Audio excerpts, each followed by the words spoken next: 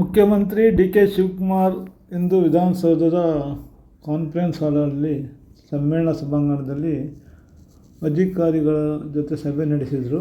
ನೋಡಿ, ಮುಖ್ಯಮಂತ್ರಿ D K Shivakumar ಗತ್ತು ನೋಡಿ. ಈಗ ಪ್ರತಿಯೊಬ್ಬರು ಅಧಿಕಾರಿ ಹತ್ರನೇ ಹೋಗಿ ಅವರಿಗೆ ಕೈ ಮುಗಿದು ವಿಶ್ ಮಾಡ್ತಾ ಇದ್ದಾರೆ. ಮುಖ್ಯಮಂತ್ರಿ ಡಿ ಕೆ ಶಿವಕುಮಾರ್ ಅವರು ಅಧಿಕಾರಿಗಳೆಲ್ಲಿದ್ದಾರೆ ಅವ್ರ ಹತ್ರನೇ ಹೋಗಿ ವಿಶ್ ಮಾಡಿ ಕೈ ಮುಗಿದು ಅವ್ರ ಬಗ್ಗೆ ಮಾತಾಡಿ ನಂತರ ಎಲ್ಲರನ್ನೂ ಕುಳಿತುಕೊಳ್ಳಂತ ಹೇಳಿ ಒಂದು ಸಭೆ ಆರಂಭದಲ್ಲಿ ಪೂರ್ತಿ ಸಭಾಂಗಣದಲ್ಲಿ ರೌಂಡ್ ಹೊಡೆದು ಅಧಿಕಾರಿಗಳಿಗೆ ಅವರೇ ವಿಶ್ ಮಾಡಿದ್ರು, ಕೈ ಮುಗಿದು ಅವರನ್ನು ಸ್ವಾಗತ ಕೋರಿದ್ರು. ನಂತರ ಮುಖ್ಯ ಕಾರ್ಯದರ್ಶಿ ಶಾಲಿನಿ ರಜನೀಶ್ ಅವ್ರ ಜೊತೆ ಪ್ರಗತಿ ಪರಿಶೀಲನಾ ಸಭೆ ನಡೆಸ್ತಾ ಇದ್ದಾರೆ.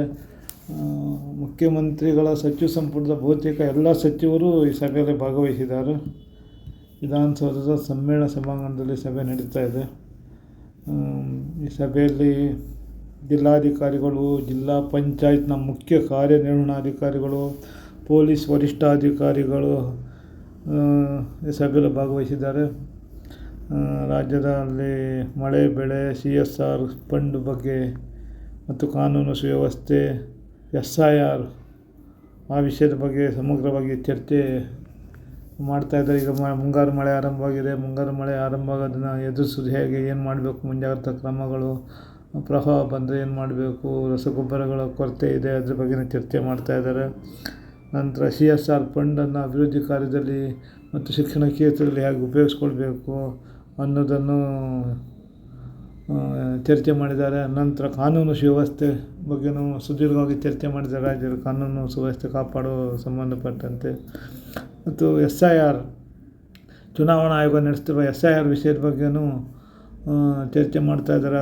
ಡಿ ಕೆ ಶಿವಕುಮಾರ್ ಸಚಿವ ಸಂಪುಟದ ಬಹುತೇಕ ಎಲ್ಲ ಸಚಿವರು ಭಾಗವಹಿಸಿದ್ದಾರೆ. ಬೈರತಿ ಸುರೇಶ್, ಯತೀಂದ್ರ, ರಾಮಲಿಂಗಾರೆಡ್ಡಿ, ಕೃಷ್ಣ ಬೈರೇಗೌಡ, KH ಮುನಿಯಪ್ಪ, ಪೊಲೀಸ್ ಮಹಾನಿರ್ದೇಶಕ ಸಲೀಂ ಅವರು, ಪ್ರಣವ್ ಮೊಹಂತಿ ಅವರು ಅಧಿಕಾರಿಗಳು. ನಂತರ ಪ್ರಿಯಾಂಕ ಖರ್ಗೆ, KH ಮುನಿಯಪ್ಪ ಸಹಿತ ಸಚಿವ ಸಂಪುಟದ ಬಹುತೇಕ ಎಲ್ಲ ಸಚಿವರು, MB ಪಾಟೀಲು, ರಾಮಲಿಂಗಾರೆಡ್ಡಿ ಸಚಿವರು ಈ ಸಭೆಯಲ್ಲಿ ಭಾಗವಹಿಸಿದ್ದಾರೆ.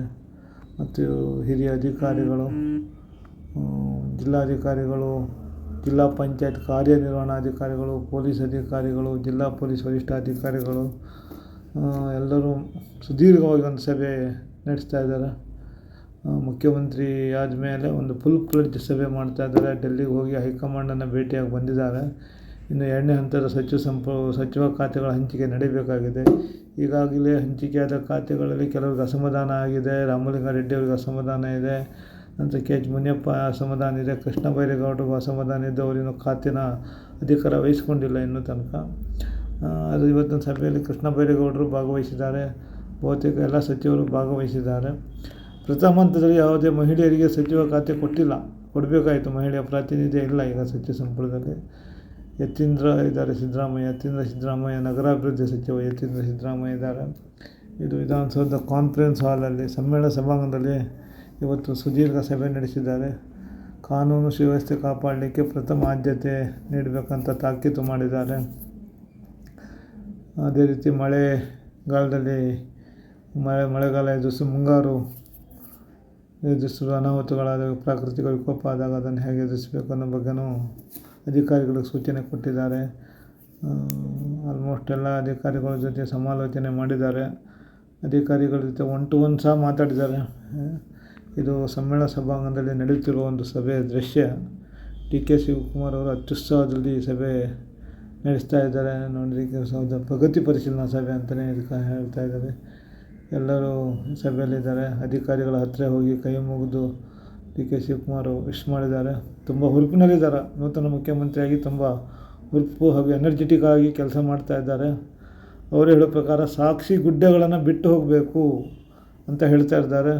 ಯಾವ ರೀತಿ ಸಾಕ್ಷಿ ಗುಡ್ಡೆಗಳನ್ನು ಬಿಟ್ಟು ಹೋಗ್ತಾರೆ ಅಂತ ಕಾದು ನೋಡಬೇಕು. ಪ್ರತಿ ಬಾರಿನೂ ಹೇಳ್ತಾರೆ ಅವರು, ಸಾಕ್ಷಿ ಗುಡ್ಡೆ ಬಿಟ್ಟು ಹೋಗಬೇಕು, ನೀವೇನು ಮಾಡಿದ್ರಿ ಅನ್ನೋಕ್ಕಿಂತ ಇಲ್ಲಿ ಸಾಕ್ಷಿ ಗುಡ್ಡೆ ಬಿಟ್ಟು ಹೋಗಬೇಕು. ಅದಕ್ಕಾಗಿ ಅವರೀಗ ಒಂದು ಪ್ರಜೆಗಳನ್ನು ಮೈಲಿಗಲ್ಲು ಸ್ಥಾಪನೆ ಮಾಡಬೇಕು, ಒಂದು ಇತಿಹಾಸ ಸೃಷ್ಟಿ ಮಾಡಬೇಕೆಂಬ ಹುಮ್ಮಸ್ಸಲ್ಲಿದ್ದಾರೆ ಡಿ ಕೆ ಶಿವಕುಮಾರ್. ಅದಕ್ಕೆ ಅವ್ರ ಟೀಮ್ ಯಾವ ರೀತಿ ಸಾಥ್ ಕೊಡುತ್ತೆ ಕಾದು ನೋಡಬೇಕಾಗಿದೆ.